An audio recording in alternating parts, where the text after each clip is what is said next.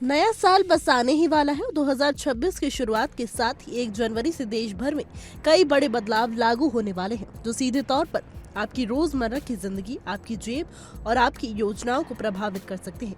Banking से लेकर tax, digital payment से लेकर गैस सिलेंडर, किसानों से लेकर नौकरी पेशा लोगों तक, हर किसी के लिए नया साल की शुरुआत कुछ नए नियम और बदलाव लेकर आ रही है। इस वीडियो में हम आपको आसान भाषा में बताएंगे कि 1 जनवरी से क्या क्या बदलने वाला है और आपको किन बातों का ध्यान रखना चाहिए। सबसे पहले बात करते हैं आधार पैन लिंक की गाइडलाइन की। सरकार पहले ही साफ कर चुकी है कि अगर 1 जनवरी 2026 तक आपका आधार कार्ड आपके पैन कार्ड से लिंक नहीं होता है तो आपका पैन कार्ड निष्क्रिय हो सकता है। इसका मतलब ये होगा कि आप इनकम टैक्स रिटर्न फाइल नहीं कर पाएंगे, बैंक से जुड़े कोई भी बड़ा काम अटक सकता है और कई सरकारी योजनाओं का लाभ भी रुक सकता है।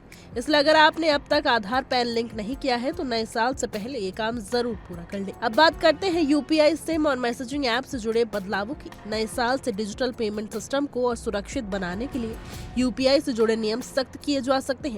इसके साथ ही नई सिम खरीदने के लिए वेरिफिकेशन प्रक्रिया और कड़ी होगी ताकि फर्जी सिम और साइबर फ्रॉड पर लगाम लगाई जा सके। वहीं व्हाट्सएप और टेलीग्राम जैसे मैसेजिंग ऐप्स पर भी जालसाजों और फर्जी अकाउंट के खिलाफ सख्त कार्रवाई की तैयारी है। सरकार का मकसद है रिकॉर्ड को साफ करना और आम लोगों को ऑनलाइन ठगी से बचाना। नए साल से पहले ही दिन गैस सिलेंडर की कीमतों में भी बदलाव देखने को मिल सकता है। हर महीने की तरह 1 जनवरी को एलपीजी और कमर्शियल गैस सिलेंडर के दाम रिवाइज किए जाएंगे। इसके अलावा एविएशन टरबाइन फ्यूल यानी हवाई जहाजों में इस्तेमाल होने वाले ईंधन की कीमतें भी उसी दिन अपडेट होंगी।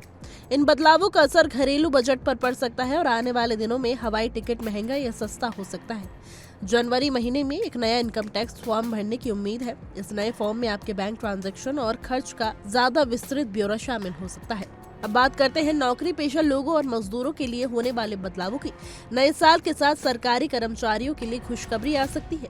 उम्मीद की जा रही है कि 1 जनवरी से 8वां वेतन आयोग लागू हो सकता है, क्योंकि 7वां वेतन आयोग 31 दिसंबर को समाप्त हो रहा है।